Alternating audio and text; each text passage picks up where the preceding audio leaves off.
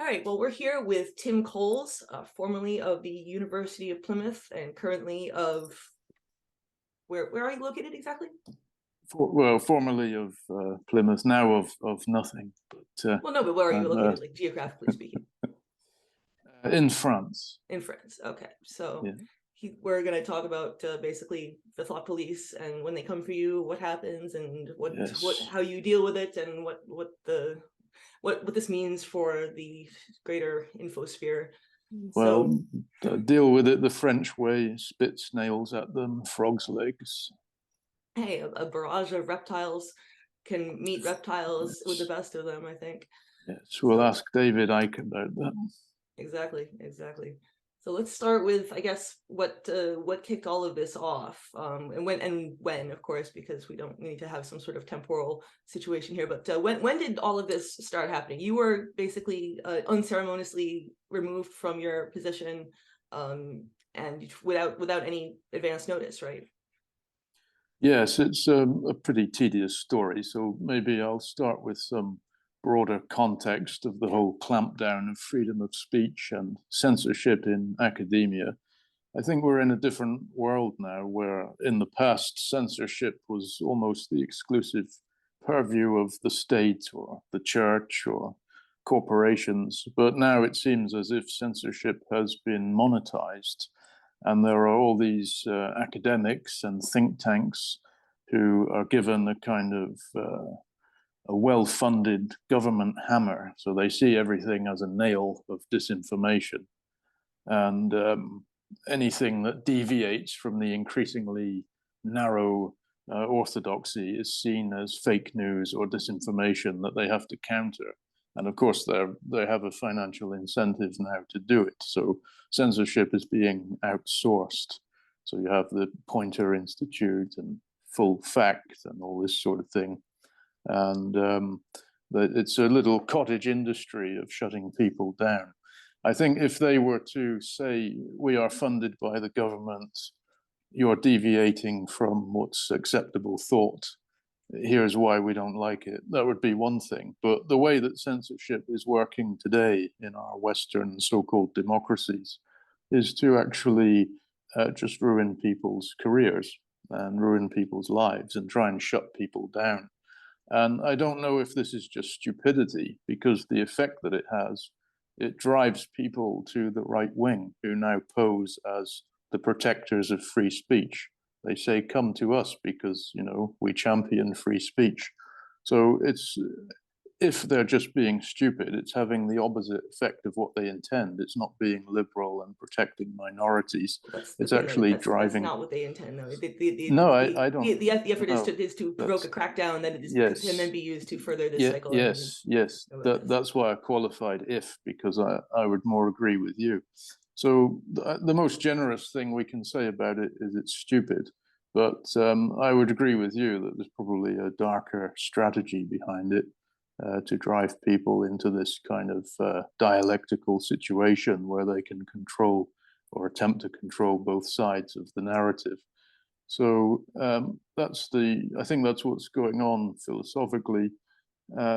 As far as facts are going, the people being censored, it's from academia, it's just happening from all different directions. About 20 years ago, the Zionist lobby really ramped up anything critical of Israeli foreign policy is anti-Semitic, according to them. And we had, for example, one of the most famous cases was Norman Finkelstein, who was basically driven out of his institution by these Zionist fanatics, notably Alan Dershowitz, who, as we know now, is connected to Mr. Epstein.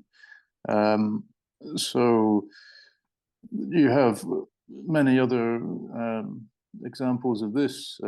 David Miller in the UK was driven out of his institution because I noticed when I was a student, particularly at Exeter University in the UK, I was quite involved in Palestine solidarity. And student activism was really influential among Palestine solidarity. So the Zionist lobby went hard against the universities. If they could invent this notion that criticism of Israeli foreign policy is anti-Semitism, that was a powerful weapon against activism that was making a difference, raising money, raising awareness, etc. So a lot of universities, they adopted this IHRA, International Holocaust Remembrance, whatever it's called, alliance or which by the association. way, I just want to add that the only purpose of that organization is to push this definition of anti-Semitism. It doesn't do anything else. Like you would think Holocaust Remembrance, it has something to do with the Holocaust. No, it's just uniquely about pushing this redefinition, this Orwellian redefinition of anti-Semitism. Yes, exactly. And it's exclusively, well, almost exclusively about Israel. The people that suffered in the Holocaust included Gypsy, Romani people, gays, trans, disabled people. Political dissidents, yes. So to try and single out Jewish people and Israel as being the ones who exclusively need to be remembered and protected, it's obviously a political weapon. And I think this was used to get rid of David Miller. So that's one example, and there are many others. There's the trans issue, there's Russiagate, and in Canada, we saw the truckers who were debanked, their bank accounts were shut down. In the US, it's stretching to Consortium News and Mint Press. They had their PayPal accounts disabled. So this whole culture now of not only monetizing censorship, but using demonetization against quote unquote dissidents as a weapon. That's the broader context. So I suppose what happened to me and my small example is just another situation in this long line. So I can tell you about that. I don't know if you have any thoughts on. That's what we're here to talk about.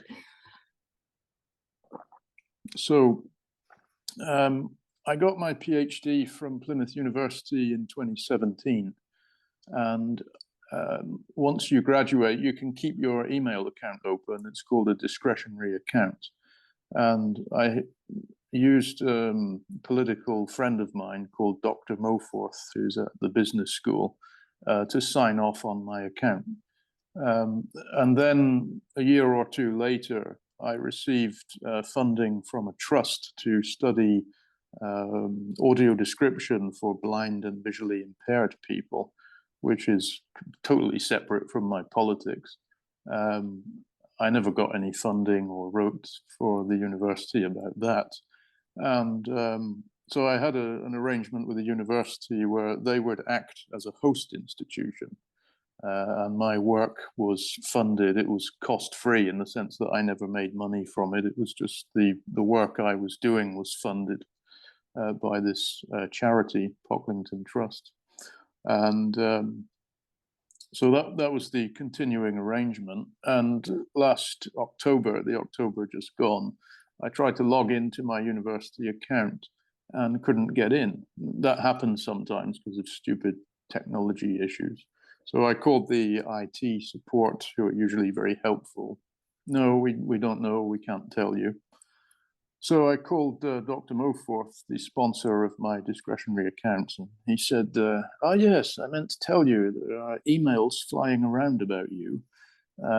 You write for this Australian magazine called Nexus, and somebody who to this day has not been identified, the university is protecting this individual, somebody who works at the university, I assume, they contacted my PhD examiner, whose name is Jane Grant. She's an associate professor.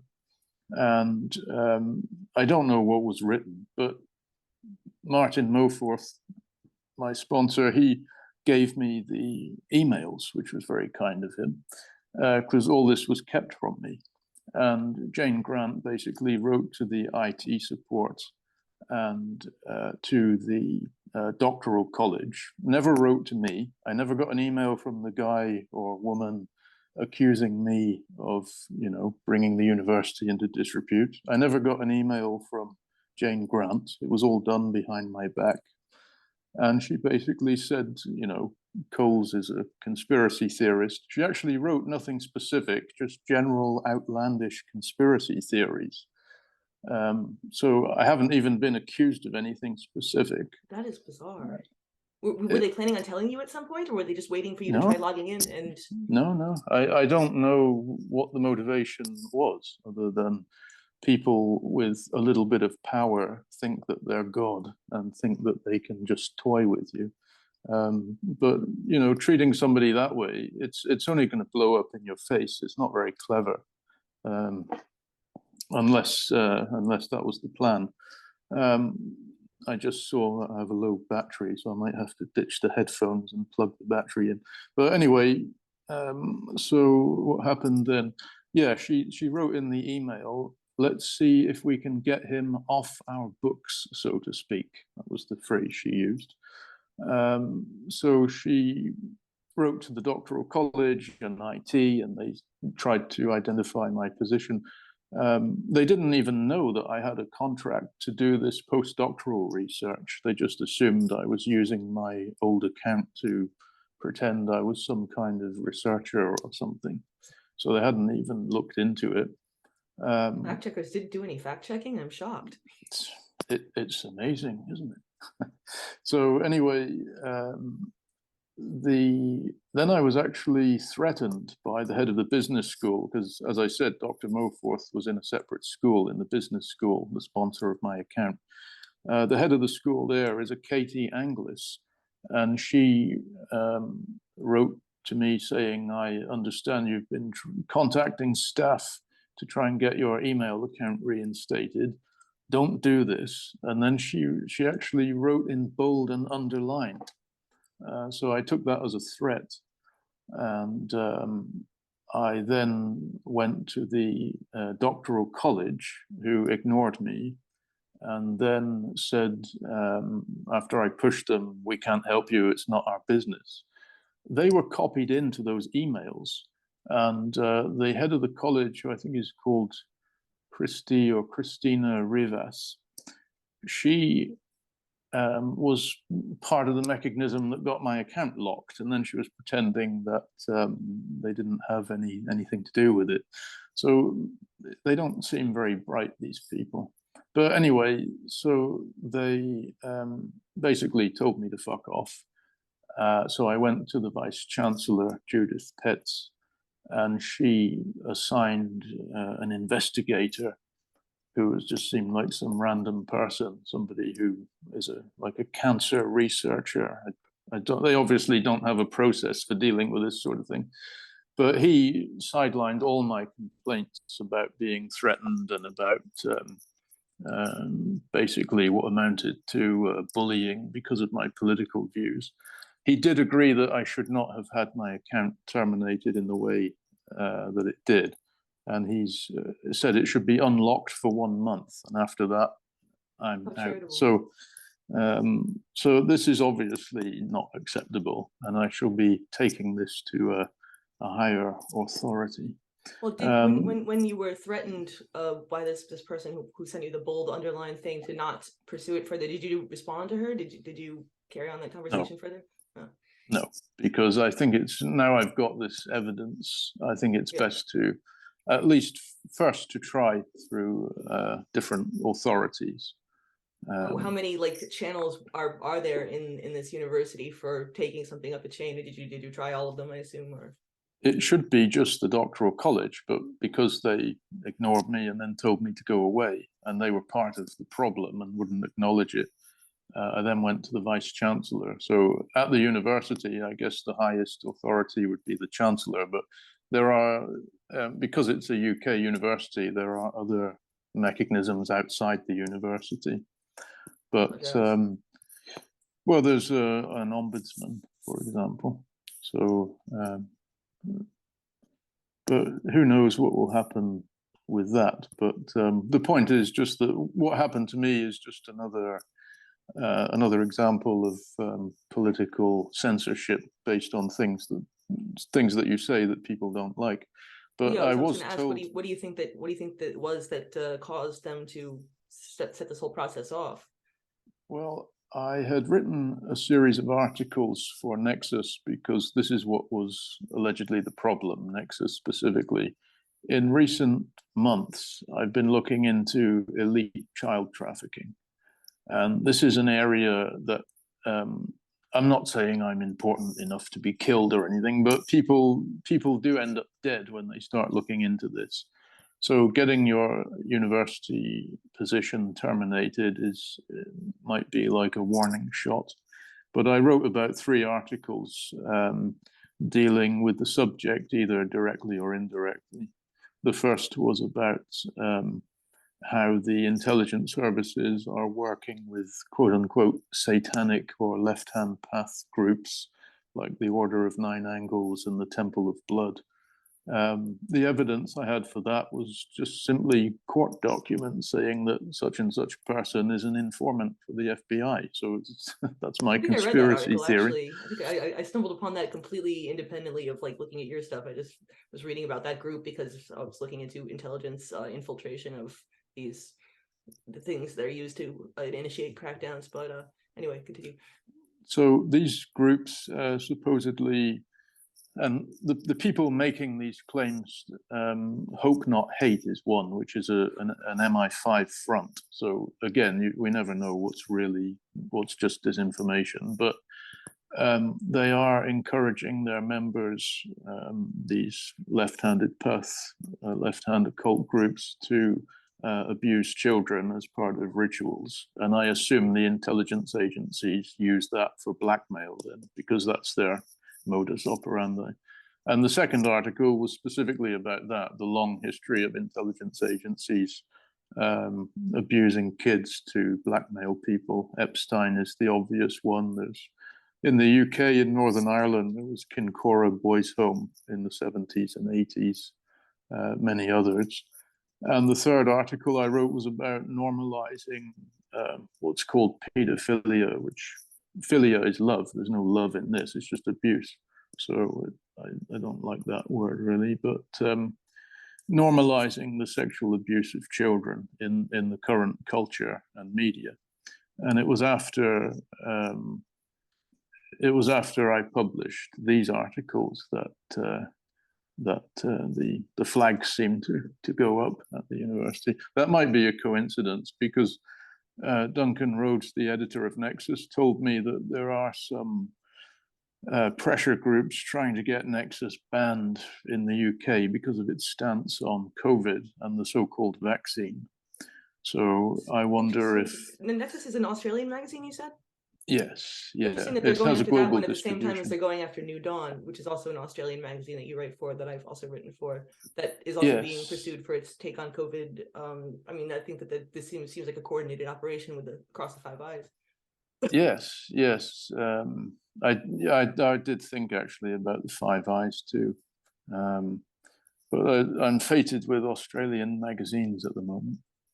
Yeah, no, it's just like these happen to be print magazines, which is a dying species anyway, that are willing to actually take a stand on issues that their digital cousins are just not really into, or rather, their digital cousins that would be none of the websites that you or I would write for would normally be issuing a print magazine. So it's these ones can actually have their stuff in newsstands where people can stumble across it, which you can no longer do online. You can't stumble across alt media stuff anymore. The platforms have made very sure of that. Exactly, it's harder to censor print, and I notice actually a lot of stuff is disappearing from archive.org. So yes. even stamped things are now vanishing from the digital sphere.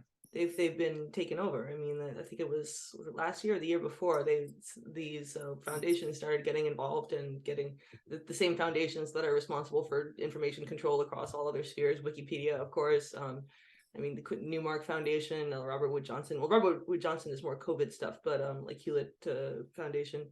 these are not people you want controlling your information. No. I mean, yeah, once I saw that they were getting involved in archive.org, it just completely drove me up the wall, because this is like the resource for anybody who does internet research is archive.org. You can't have research without that. So, I mean, and it's not something where you can easily copy it and have a mirror stored on a server. It's like nobody has that kind of resources. No, and I wonder if it was set up by so-called libertarians who got corrupted, or whether it was a trap from the beginning. Yeah, I don't think that the person who founded it is still involved. I think he might have passed it on to somebody else. I vaguely remember hearing this, but sounds like it was co-opted. Yeah.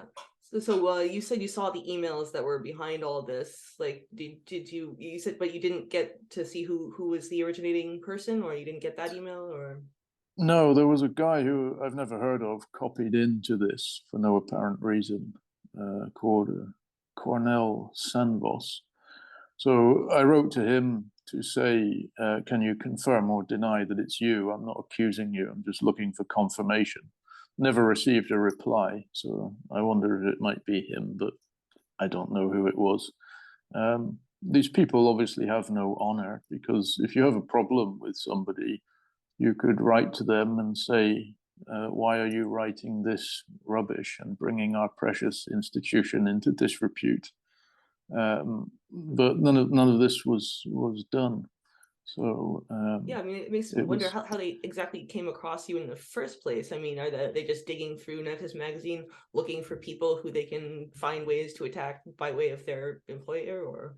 Well, that gets back to what I was saying about the monetization of censorship. It's possible that whoever it was being paid to look into so-called disinformation, and they were going through all the alternative magazines and came across my stuff, and their hair turned grey when they saw that I was associated with the university. So they thought, oh, I've got to get rid of this guy. But it was funny that they all engaged in a literal conspiracy to get rid of me on the basis that I'm a conspiracy theorist. It's they are completely unable to like detect irony or anything like that. I mean, they're doing the same sort of thing in the United States. I mean, especially in New York University, there's been two prominent ones recently. Mark Crispin Miller, who you're probably familiar with, and Michael Rectenwald a few years before that. Just railroading them out on just because they happen to not be going along with the current thing, whatever that may happen to be, whether it's the social justice warrior stuff in Rectenwald's case or the COVID thing in Mark Crispin Miller's case, and yeah, conspiring to dispense with them, basically. Yeah, it's well, it's become normalized, unfortunately. Yep. And that's the problem, because if people, this is why they do it in universities, because this is when people are developing their idea of how a society is supposed to normally work as an adult. And if they see this happening all around them, they think that this is just how things are supposed to work. It's always been this way, therefore it will always be this way. Therefore, there's nothing that I should or can do about it. And this is a big problem. They're packaging illiberalism as being liberal. Mm-hmm. It's conspiracy theorists are a danger to society, so we must protect people. Right. The intellectual commons must not be polluted with our dangerous thoughts. Exactly. There's Mike Ryan from the WHO actually used the phrase information hygiene. And that was like very good. I thought I made up that metaphor about not polluting the information commons with the dangerous conspiracy. No, he actually used the phrase information hygiene in 2020. No. Silly me. That's good. My imagination has the totalitarians beat. These people do come up with some funny phrases, it has to be admitted. Well, something they said about my article in New Dawn, which was banned in some shops in New Zealand. The New Zealand media described the magazine as lawful but awful, which I thought was quite good, except for my article, which they claimed might be breaching New Zealand law. So, oh yeah, not only would your article be breaching New Zealand law, but anybody who read your article was breaching New Zealand law. That's what I thought was really amazing about those articles that they were writing about the New Dawn. since when is reading something breaching the law? But as soon as they did that thing, the Christchurch video, because this was an article about the mosque shooter, and as soon as they did the thing after the shooting, when they started to say that, okay, we can't have any sites that have ever hosted this video accessible from New Zealand, and we're going to ban any copies of this video and any accessing this video. You can't read the manifesto unless you're an academic. And where did they draw the line at that? They didn't really explain. But Well, I'm not the anymore, amount of apparently. totalitarian infrastructure they built up around this particular incident, you knew that it was going to be bad. And sure enough, it's been used ever since as the springboard for how can we do more censorship? Well, let's do like the Christchurch call, which, I mean, as much as Donald Trump might have been a scumbag, like, he didn't go along with the Christchurch call, and for that I am grateful. Do you think that one of the reasons why they might be doing this two-pronged attack on people who contribute to these magazines and these magazines themselves? They can say, well, these magazines have no credibility because nobody who contributes to them has any sort of academic standing or like professional like resume or anything like that, and then they go after your professional resume and your academic standing, and so that they can play the one off against the other? Or do you think it even reaches that level? Yeah, I don't know if it's planned, but that's the effect. That's a very, very good point. As I was saying earlier, on the one hand, they seem quite stupid, but on the other hand, that might be misdirection, because as old Sun Tzu said, you're at your strongest when you appear to be at your weakest. So who knows what they're up to, but absolutely the effect has been to reduce the academic credibility of certain people so that the publications for which they write can then be further denigrated. And that was what was rather pathetic about my situation, that these people who pose as sort of liberal bastions are actually reducing the academic credibility of someone who's trying to expose child abuse. All right, so actually, I've got a countdown here. It says my time left is only 3 minutes and 50 seconds. I didn't realize that Zoom had put a limit on free videos. So, I mean, say what you want to say in 3 minutes and 50 seconds. Okay. So maybe just about the New Zealand situation. Yeah. So I think New Zealand has become more censorious lately. What they did to Vinnie Eastwood, they even put him in prison and completely shut off his social media, which was his only way of generating an income. How long did they put him in prison? Sorry? How long did they put him in prison? What did they charge him? Oh, how long? Well, because he was protesting the lockdowns. No, I said how long? How long did they lock him up? Yes, I'm trying to work my mind through remembering what happened. He was protesting the lockdown, so they arrested him on like breaking the lockdown, and I think at least a couple of months. God damn. Yeah, and he's got a kid, so they took away his means of supporting his family. So that's the context with New Zealand. My article for New Dawn, it was written actually about 18 months ago, and the editor, David Jones, didn't want to publish it. So I thought, okay, I thought it had been killed. So I was surprised to see he published it in the December just gone. And it actually, it had been available for about a month. And then the New Zealand media said, look at this awful magazine spreading anti-lockdown and anti-quote-unquote vaccination nonsense. And they're also borderline legality with the Christchurch massacre. So they had one of these, I mentioned earlier, the monetization of censorship, and everything you see is a nail type people when you've got a hammer. They interviewed this woman who's a specialist in disinformation, and she claimed that my article was borderline legal. And on the basis of that, they tried to pressure the retailer in New Zealand, Whipcalls, I think they're called, to stop selling the magazine, which apparently has worked. Yeah, they did. But the article is absolutely libelous, and they didn't name me, I assume, because they didn't want a lawsuit. First of all, they claim that I said Tarrant wasn't responsible the opening line of the article is Tarrant murdered 51 people. I think that's how many were killed. Yeah. But I question, did he have help from a team of special forces assassins? That's not unheard of. That's the common Gladio tactics. So that was the first lie. And the second one, which is the most serious, because it implicated me in a possible crime, but I think that's just bluster, because I and the editor have heard nothing from the New Zealand police. They claimed that I linked to the video and encouraged people to watch it. That is just a lie. There's no link to the video. I don't encourage people to watch it. I wouldn't do that out of decency. And also I knew that it was not legal to watch in New Zealand. So they just lied and created fake news and said they were countering disinformation for doing so.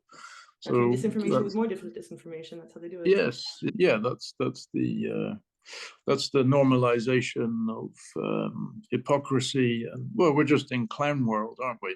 Yeah, that's the thing. I mean, they refer to it as gaslighting, and the term gaslighting is tossed around all the time now. But it's not even gaslighting, because gaslighting is like subtle, and there's supposed to be an element of doubt there. Like, is it a lie? Is it not a lie? This is like so obviously a lie, and they just hit it with you full force. So I've started referring to it as the lie hose, because it's just like a fire hose of lies, like direct to the face, and there's no subtlety about it at all, and it's so obvious. And it's usually presented alongside like information that directly conflicts with it. So it's like, it's a lie. Here's evidence that it's a lie. I mean, I guess not in the case of this one, because it's not like people can just go to New Dawn magazine and see that the article is something completely different from what they presented it as. But in a lot of cases, they do just like present the direct opposite of, like talking about how, oh, it's a complete, Putin has manufactured this idea that these Ukrainian fighters are Nazis. And it's like, well, the same publication 6 months ago had the thing on the cover with, oh, this Ukraine's got a big Nazi problem. It's like, okay, so were they a tool of Putin 6 months ago? Or, yeah, and these whole things are actually very interesting experiments in how this psychological manipulation works. Certainly the war in Ukraine, and also the whole lot of nonsense around COVID.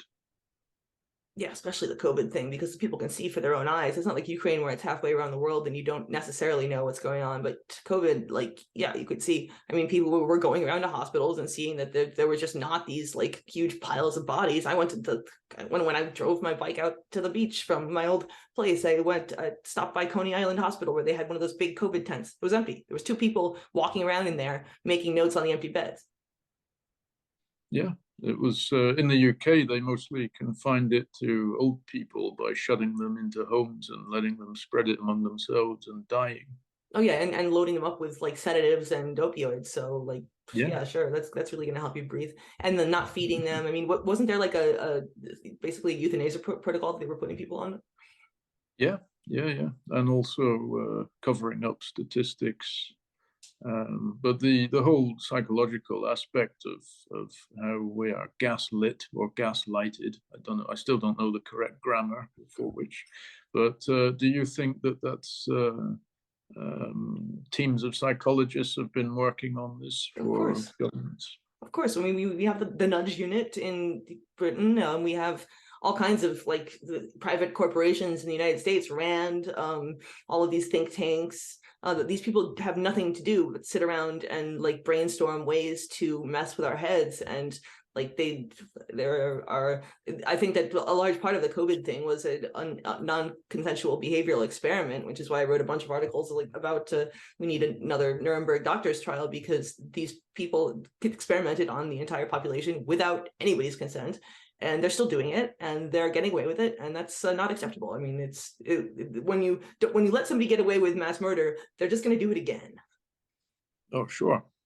And as far as the infrastructure of how this works, do you think that it starts with these think tanks, nudge units, and this trickles down to the media, or do you think certain journalists and editors have a direct? They're being told what the line is? We know it. We know certain journalists have direct because some of them have worked for the CIA. Ken Delanian at NBC, Anderson Cooper used to work for the CIA. Well, he interned with the CIA.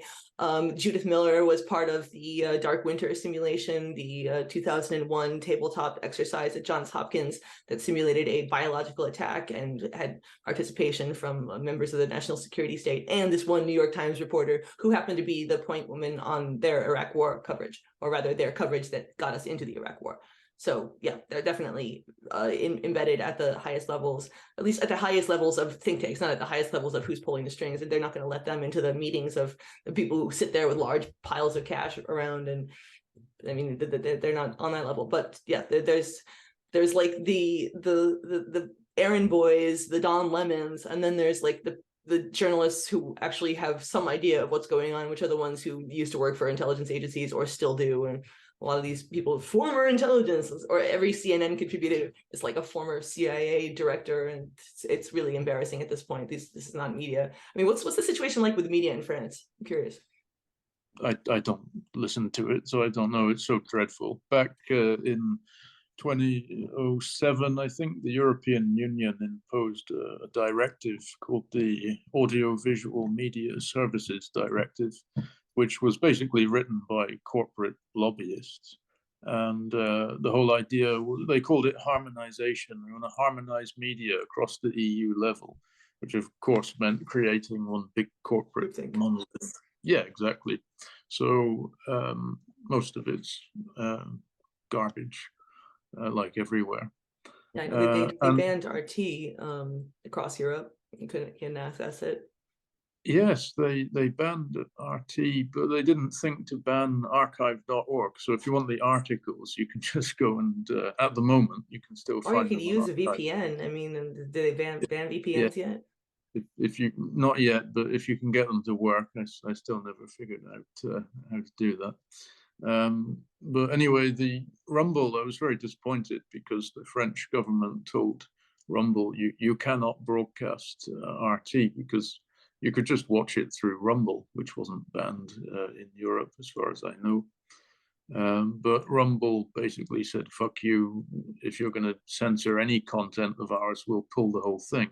So you can't get Rumble in France. Wow. Is it just France, or is it the whole EU? Well, they've specified France. Oh.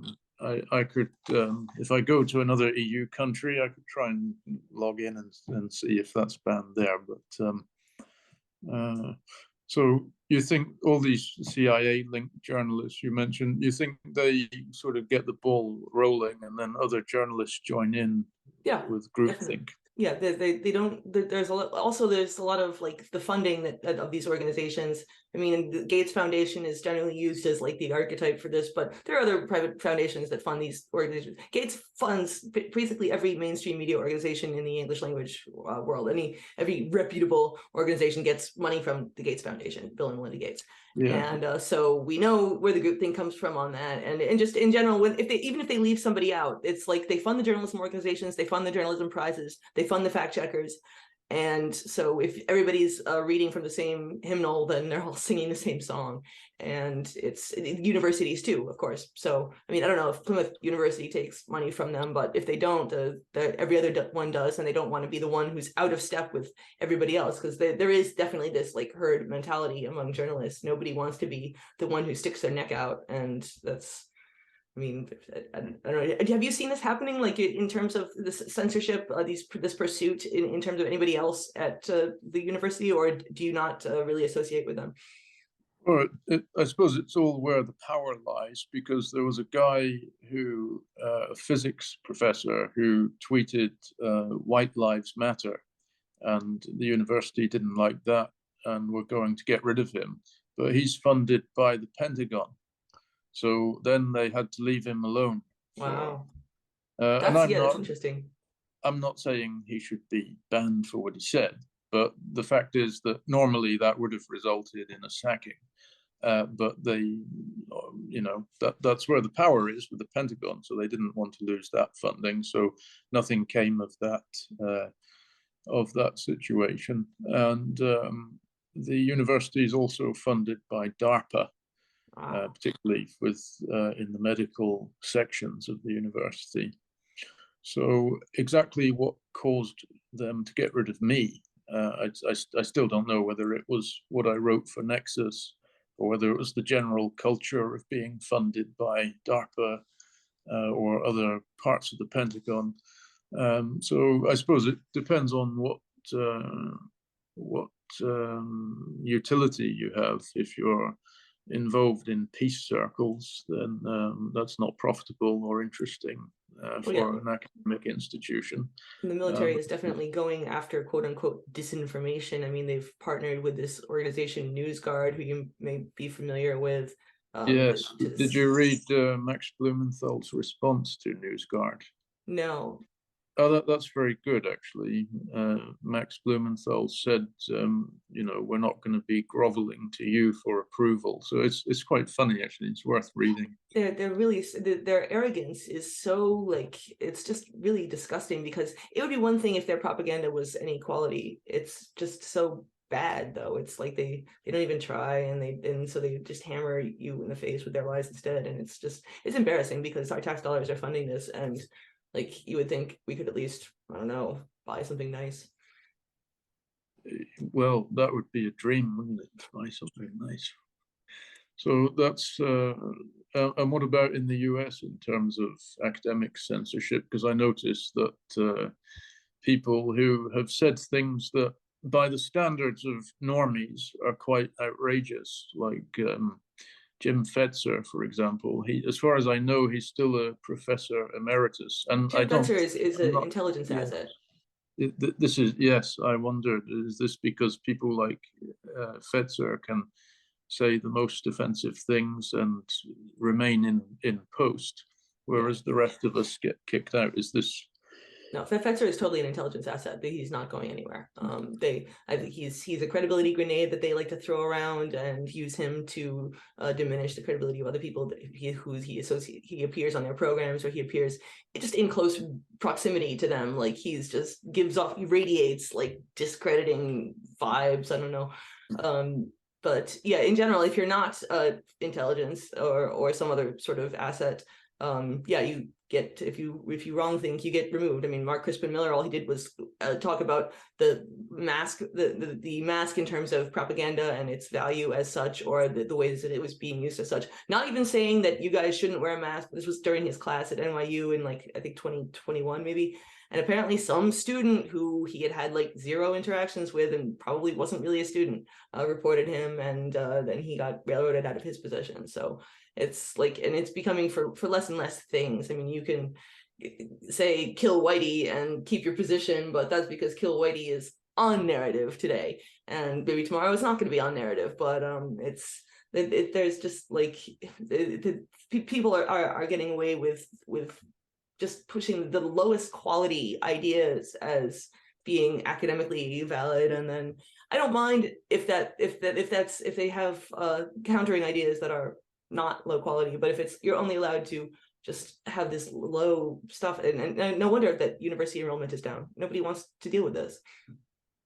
Do you think there ever was a time where there was really free thought in universities, or is this a romantic It's possible that we're all just imagining this, but I mean, when I was in university, I don't remember this going on. I remember it started it was like towards the end of it. There was this like push. There was this group of like outside agitators that would hang out in the cafeteria and try to get people riled up about social justice issues that didn't affect them at all.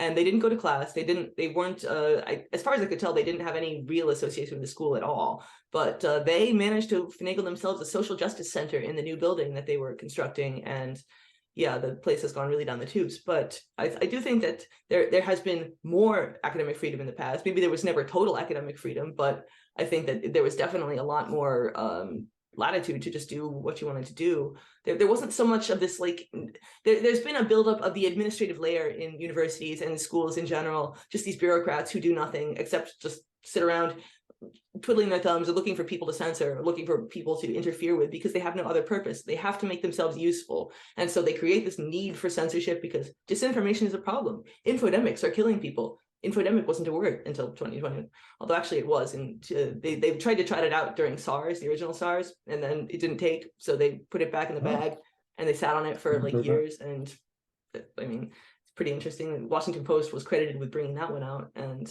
I mean, Washington Post, yeah, the CIA Washington Post, as they call it.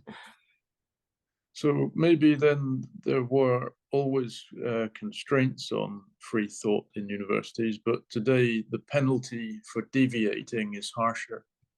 Yeah, and it's just I think that the ability to the latitude for discourse has decreased. Like the term Overton window, which is not my favorite, but the Overton window has shrunk dramatically and moved, I would think, to in the direction of the warmongers.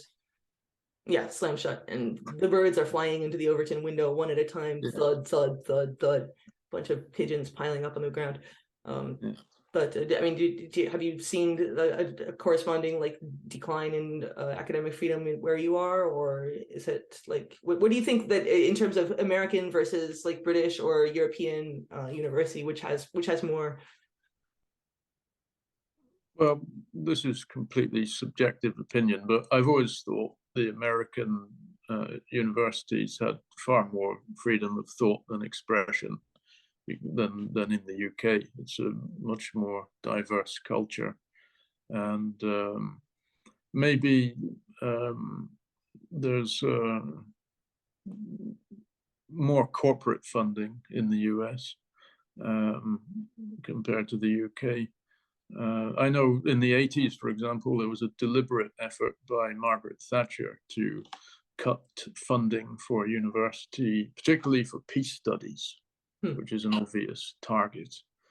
I'm sure you have the same sort of thing in the US, but it's all a very low bar anyway. Yeah, I think the Trump administration went after like Middle Eastern studies programs for being, too critical of Israel, and it's like really you have to go at. There's already a private sector lobbyist going after every single university that dares to be honest about that situation. You really have to send the government after them too. Yes, and so there are just so many factors at play now, trying to constrain people's freedom of thought and freedom of speech. So what's happening in terms of solutions is that academics who have been expelled are actually coming together to form their own organizations. But the danger with that is you just end up with more groupthink. Everybody just stroking each other, saying, "Aren't we great? And we've been rejected, so we must be onto something," with nobody there to say, "Well, maybe you're wrong about this or that." And B, it's so easy then for the establishment to label these academics as lunatics, to say, "Look, they didn't fit into our institution, so they've gone off to their own little playground, so they can." Or worse, to infiltrate them and then make them really like discredited. Send a Jim Fetzer in there to do what they did to our scholars for 9/11 Truth. Yes. As soon as you said Fetzer again, I thought Scholars for 9/11 Truth. That went way off the wall, didn't it? Yep. That publication. Yeah, but I mean, I do think that parallel structures like this, like you describe, are very important in terms of like, because once this stuff has a limited sustainability. They can't keep doing this forever, and it's going to collapse eventually. So when it does, there should be something there at the ready, so that those of us who are not involved in this psychosis can pick up the pieces and like move on. Yes, and how do you see creating such a system, but without repeating the past, where it just falls into groupthink again? Well, I think there needs to not have this bureaucracy thing going on. I think it has to be just the people who have the ideas, or the academics that are actually doing the research. I think it has to remain open, like people can come and go as they please. I think hierarchy should be avoided, but it also shouldn't fall into the trap of like Occupy Wall Street, where you have to do this all the time just to get to decide what to order for lunch. I mean, there's like a bunch of balances to be struck there, but I think that just in general, just make sure you have a diversity of ideas, an actual diversity of ideas. So it's not just like this I know these people that call themselves the intellectual dark web, that is just like this embarrassing joke. Like it shouldn't be that, but it like takes some of those people and take some of those people coming from like the left or the actual left, not the fake left, and yeah, just make sure that there's actual debate, discourse. Debate is very important. We should always make sure to have debate, and that's one thing that's largely missing from academia today. So I think that just making sure to have meetings of different kinds of people will at least stop people from getting too calcified in their thoughts, and just like make people argue from the other person's point of view. Maybe if you're educating students, like, because that will also come into play. Like there will need to be a parallel education system, and I think that right now it's crying out for that, because the amount of money that it costs to get a university education, at least in the United States, I don't know about in Europe or the UK, but it's insane. I was looking up because Naomi Wolf did a recent speech at Yale about how basically Yale is trafficking people into the Department of Health and Human Services. If you look at the amount of money they get from HHS versus the amount they get from tuition, they actually get more from the HHS. So they're like she explained it much better than I'm doing right now, but I would recommend that you go see what she's saying, because it's like they're forcing vaccine mandates on their students, which doesn't make any sense given that there's no evidence that these things benefit anybody, but especially benefit like young people, and there's huge risks. But if you look at the numbers, it's because they're getting getting paid more by the HSS than they are even by like kids who are spending $70,000 to go to Yale. Well, that's financial incentivization again. Yeah. Like this new monetizing censorship and fact checkers. So you would see a more anarchist approach to solution for academics who have been expelled. And I guess not only academics, but journalists or activists, whoever. Yeah, that's another thing. A diversity of like histories. Like it shouldn't just be people who have spent their entire time in academia. It can be people who worked out in the field, people who had a professional career, or people who just bummed around, and have anybody who has something to bring to the table can bring it. And I think that's better than just having this homogenous like mass where people rule obeying gets you to the top, and like the term excellent sheep comes to mind. Yes, it's not. Academia is not really very impressive. It's just that people have been brainwashed to think it is. If you just pay money and study for a certain number of years, you get a degree. It's rule of most people can do that. Yes, exactly. And internalizing predetermined ideas. Or at least being able to regurgitate them on command. Yes, but do it in like a very subtle way where you could say, well, I have an original idea, when in fact you're simply reformulating somebody else's thoughts. Yes. So what are your plans for in terms of like holding these people to account for their actions in terms of getting you out of there? Are you trying to get back in? Are you trying to do what's your future look like with that? I'm going to go to an adjudicator outside of the university, and if that doesn't work, I have the original emails, which will make some interesting reading for articles. Anyway, I think you should release those, because I mean, it's been how many months now? Like, or at least, or maybe release a few of them and let them know that you're serious about like actually doing that, because otherwise, I mean, they're just going to say, well, you're bluffing. You're not going to actually release them. I don't know why that, but I shall release the hounds. Indeed. When the time is right. Well, I mean, anything else you want to say about this topic, about censorship, the disinformation industry, the fact checkers who have only actually been around since the International Fact Checking Network has only been around since 2015, by the way. I think we've covered everything I want to say. How about you? Cool. Yeah, I think so as well. All right. Well, it's been good talking to you, and I wish you the best in terms of this bullshit and yeah, all the other bullshit too.